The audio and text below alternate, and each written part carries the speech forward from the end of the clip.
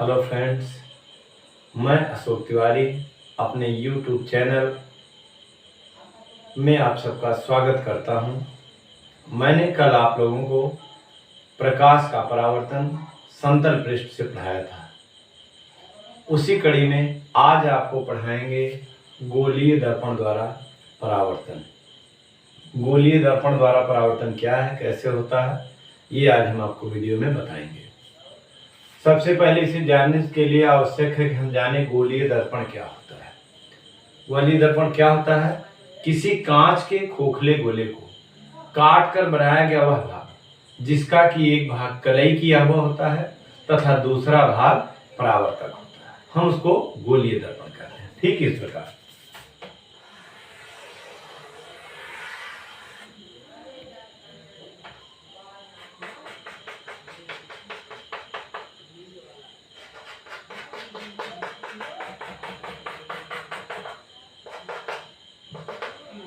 ये एक कांच का गोला है। हमने गोले के आधे हिस्से को अंदर से पेंट कर दिया है तथा आधे हिस्से को बाहर से पेंट कर दिया। इस तरह से अगर इसको हम काट दें तो हमारे सामने दो दर्पण का स्वरूप दिखता है। एक वो जिसका कि धंसा हुआ भाग पेंट किया हुआ है, कलई किया हुआ है, और उभरा हुआ भाग परावर्तक, तथा दूसरा वह जिसका उभरा हुआ भाग तो कलई किया हुआ है, पेंट किया हुआ होता है। ये कलई किसका होता है? रेड ऑक्साइड तथा ब्लैक पेंट, ब्लैक पेंट होता है इसमें। ये दर्पण से, कांच से उसको दर्पण में परिवर्तित करता है। फ्रेंड्स, मैं आपको एक चीज और बता देना चाहता हूं कि दर्पण और कांच में अंतर क्या होता है। कांच क्या होता है? जो अगर मेरे सामने कांच लगा हुआ है, आपको खूबरू मेरी सब कुछ दिख रहा है जैसे का तैसे, कोई परिवर्तन नहीं, तो ये कांच है, मिरर। और दर्पण क्या होता है? दर्पण वह है जो मेरी छाया दिखाता है। क्यों? क्योंकि उसका एक साइड पेंट किया हुआ होता है, कलई किया हुआ होता है, तथा दूसरा भाग परावर्तक होता है। तो हमने आपको क्या बताया? गोलीय दर्पण दो प्रकार के होते हैं। एक वो जिसका परावर्तक तल उभरा है, एक वो जिसका परावर्तक तल धंसा हुआ है। तो ये दो तरह के बनते हैं। जिसका परावर्तक तल उभरा हुआ है, ये हो गया उत्तल दर्पण, और जिसका परावर्तक तल धंसा हुआ होता है वह है हमारा अवतल दर्पण।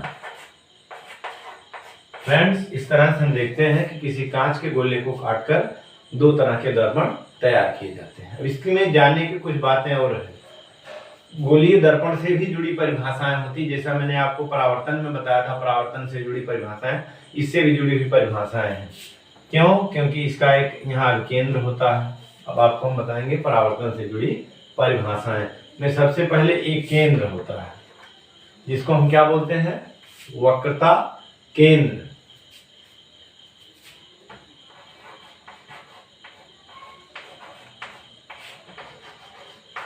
क्या बोलते हैं?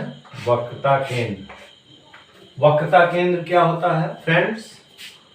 उस गोले के केंद्र को जिसका कि दर्पण एक भाग होता है, उस गोले के केंद्र को, उस गोले के केंद्र को जिसका कि दर्पण एक भाग होता है, उसे हम क्या कहते हैं? वक्रता केंद्र कहते हैं। जैसे आप साइकिल चलाते हैं तो साइकिल के रिंग जो है, बीच में जो उसकी बेयरिंग जैसी लगी होती है उससे बंधी होती है, वो उसका केंद्र है। तो उस तरह से उस गोले के केंद्र को जिसका कि दर्पण एक भाग होता है उसे हम वक्रता केंद्र कहते हैं। वक्रता केंद्र के बाद अब बात आती है उस क्षेत्र की जिसको हमने कलई किया हुआ है। अब इसको हम अगर हटा दें, जिस भाग को हमने काट दिया इसको निकाल देते हैं, ये जानकारी के लिए हम इसको काट के बाद अलग कर देते हैं। तो यहाँ हमने M1 M2 दिखाया है, तो यह दर्पण का द्वारक होता है। दूसरा हमारा क्या है? दर्पण का द्वारक।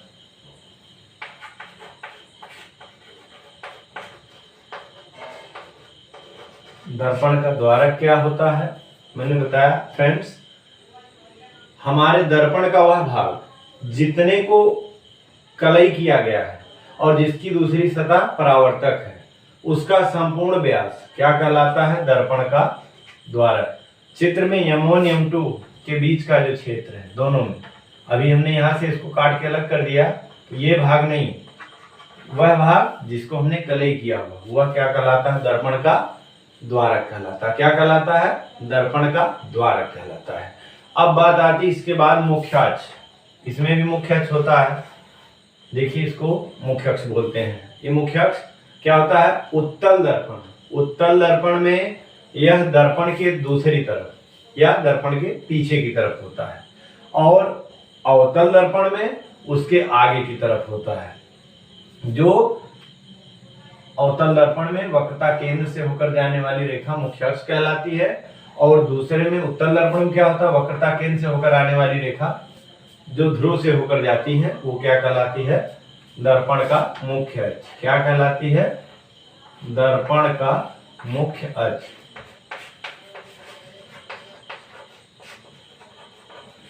मुख्य अक्ष कहलाती है। इस तरह से ये तीन परिभाषाएं हो गई। अब बात आती है कि वह क्षेत्र जहां से मुख्य अक्ष होकर गुजरता है, या हम इसको ये भी कह सकते हैं कि द्वारक का आधा भाग या मध्य बिंदु क्या कहलाता है? ध्रुव कहलाता है। दर्पण का ध्रुव कहलाता है। हम इस केंद्र को, इस बिंदु को क्या बोलते हैं? दर्पण का ध्रुव बोलते हैं। ठीक है, एक बार फिर से बताते हैं। दर्पण का ध्रुव क्या है? परावर्तक पृष्ठ का मध्य बिंदु। परावर्तक पृष्ठ का मध्य बिंदु दर्पण का ध्रुव कहलाता है। ठीक है फ्रेंड्स, अब आगे देखिए, ये ध्रुव हो गया। अब हम ये जानना चाहते हैं कि आपको समझ में आ गया? बिल्कुल समझ में आ गया। गोलीय दर्पण द्वारा प्रतिबिंब बनाने के नियम। अब हम जानते हैं गोलीय दर्पण द्वारा प्रतिबिंब किस प्रकार बनता है, कैसे बनता है, कहाँ बनता है। इसके लिए इसमें 3 नंबर है। तीनों नियम जानने आपको जरूरी है। पहला नंबर, इस नियम के अनुसार क्या है? गोलीय दर्पण उत्तल हो या अवतल, ये मुख्य अक्ष है इसका, इसके समांतर, इसमें सबसे पहले जो भी किरण मुख्य अक्ष के समांतर चलती है वो दर्पण से परावर्तन के पश्चात फोकस F से होकर जाती है। ये अवतल दर्पण के लिए है। और अगर हम बात करें उत्तल दर्पण की, तो इसमें क्या होता है? जो प्रकाश की किरण मुख्य अक्ष से समांतर आती है वो फोकस F से आती हुई प्रतीत होती है। फ्रेंड्स, तो पहला नियम क्या है? जो प्रकाश की किरण मुख्य अक्ष से समांतर आती है वह फोकस F से होकर जाती है या की ओर से आती हुई प्रतीत होती है। ये गोलीय दर्पण द्वारा प्रतिबिंब बनाने का पहला नियम है। अब दूसरे नंबर का दूसरा नियम आप देखिए।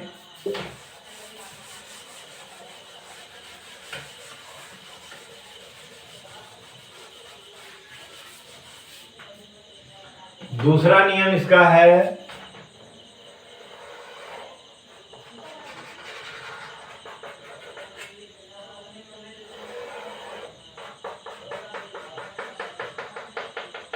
जो हमने पहला नियम बताया, जस्ट उसका विपरीत दूसरा नियम है, जिसके अनुसार क्या होता है?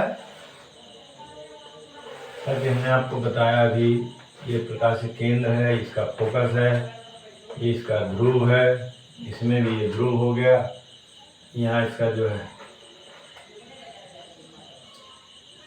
वक्रता केंद्र हो गया, यहाँ फोकस हो गया। तो जो किरण, आपको मैंने अभी पहले बताया कि जो किरण मुख्य अक्ष के समांतर चलती है वो दर्पण से टकराने के बाद फोकस F से होकर जाती है। उसका विपरीत मैंने बताया दूसरा नियम है, जो किरण फोकस F से होकर जाती है जो प्रकाश की किरण फोकस सेप से होकर जाती है या जो किरण फोकस सेप से की ओर से आती हुई प्रतीत होती है, ये किरणें दर्पण से टकराने के बाद मुख्य अक्ष के समांतर हो जाती हैं। ये दर्पण से टकराने के बाद मुख्य अक्ष के समांतर हो जाते हैं।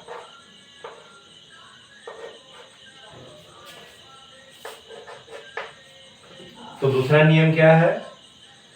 जो प्रकाश की किरण फोकस सेप से होकर आती है वो दर्पण के बिंदु से टकराकर मुख्य अक्ष के समांतर हो जाती है, या फोकस सेप की ओर से आती हुई प्रतीत होने वाली किरण दर्पण से परावर्तन के पश्चात वह निश्चित रूप से मुख्य अक्ष के समांतर हो जाती है।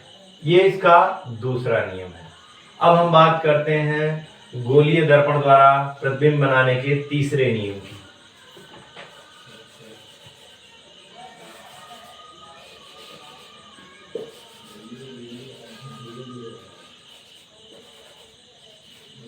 तीसरा नियम क्या है?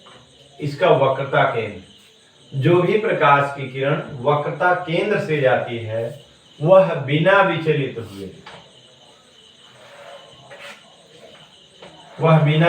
हुए सीधे उसी मार्ग में वापस आ जाती है। जो भी प्रकाश की किरण वक्रता केंद्र से जाती है वह बिना विचलित हुए सीधे उसी मार्ग में वापस चली जाती है। तो इस तरह से गोलीय दर्पण द्वारा प्रतिबिंब बनाने के 3 नियम हैं। तीनों नियम आपने भली भांति समझा है। हमें आशा है कि आपको समझ में भी आया होगा। अब हम आगे आपको बताएंगे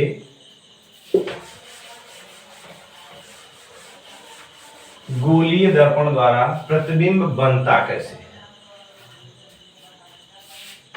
अब पहले हम अवतल दर्पण के द्वारा पढ़ते हैं। अवतल दर्पण की पहचान हमने आपको बताया है, कोई बताएगा? जी हाँ, मैं फिर से एक बार बताता हूं। जी मैं बिल्कुल बताता हूं, आप सुनिए। अवतल दर्पण क्या होता है हमने आपको बताया, जिसका परावर्तक तल धंसा हुआ होता है और उभरा हुआ तल कलई किया हुआ होता है। हम इसमें मान लीजिए कोई वस्तु वक्रता केंद्र पर रखी है या वक्रता केंद्र और अनंत के बीच रखी है, किसी हम एक बिंदु पर रख के करते हैं ताकि आप अगले क्वेश्चन का जवाब कमेंट में कर सकें। मैं आपके लिए बताता हूं, ऐसे आपको करना है। तो मान लीजिए कोई वस्तु हमने माना यहाँ हमारा ये वक्रता केंद्र C है, यहाँ फोकस F है, और ये आपका ध्रुव P है, ये M1 M2 आपका दर्पण है। कोई वस्तु यहाँ स्थित है, तो हम इसमें कौन सा नियम लगाएंगे या प्रतिबिंब कहाँ बनेगा ये हमको जानना है। तो सबसे पहले हम देखते हैं कि जो किरण मुख्य अक्ष के समांतर जाती है, दर्पण से टकराने के बाद फोकस F से होकर जाती है, ये हमारा पहला नियम बताता है। दूसरा नियम क्या है? वक्रता केंद्र, तो वो नियम तो इस पे लगेगा नहीं, हम लगाते हैं दूसरा नियम। जो किरण फोकस F से होकर जाती है दर्पण से टकराने के बाद मुख्य अक्ष के समांतर हो जाती है। अब इस तरह से इस वस्तु का प्रतिबिंब यहां बनता है। वस्तु मान लीजिए O डैश हमने रखी है, तो इसका प्रतिबिंब I डैश। तो अब आप चित्र को देखकर निश्चित रूप से ये बता सकते हैं या जान सकते हैं, समझ सकते हैं कि इसका प्रतिबिंब कहाँ बन रहा है, कैसा बन रहा है और किस प्रकार बन रहा है। तो यहाँ आप देख रहे हैं हमने O डैश एक वस्तु है जिसको अवतल दर्पण के सामने हमने अनंत और वक्रता केंद्र पर रख दिया है, के बीच रख दिया है। अब पहली किरण जो O डैश से मुख्य अक्ष से समांतर जाती है, दर्पण के बिंदु से टकराकर फोकस F से होकर जाती है, तथा दूसरी किरण जो फोकस F से होकर जाती है वो दर्पण के बिंदु B पर टकराकर मुख्य अक्ष से समांतर हो जाती है। अब ये दोनों किरणें जहां दोनों किरणें एक दूसरे को काटती हैं वहां वस्तु O डैश का प्रतिबिंब I डैश बनता है, जो वस्तु की अपेक्षाकृत छोटा, उल्टा और वास्तविक होता है। जो वस्तु की अपेक्षाकृत छोटा, उल्टा और वास्तविक होता है। तो इस तरह से आप भिन्न भिन्न परिस्थितियों में, जैसे हमने आपको एक स्थिति बताई है, अगली स्थिति में आपको प्रकाश वक्रता केंद्र और फोकस एफ के बीच रखना है, फिर फोकस एफ पे रखना है, इसके बाद करना है। इसको करके निश्चित रूप से आप, अगर आपको कुछ समझ में नहीं आता है तो आप वीडियो में कमेंट अवश्य करेंगे। और मुझे आशा है कि आज की क्लास आपको पसंद आई होगी। एक बार फिर से सुन लीजिए, मेरे चैनल का नाम science best classes by A K. Tiwari. आप जैसे ही खोलेंगे आपका सब्सक्राइब आएगा, सब्सक्राइब कर देंगे तो निश्चित रूप से आपको हर वीडियो मिलता रहेगा और मेरा भी मनोबल बढ़ा रहेगा।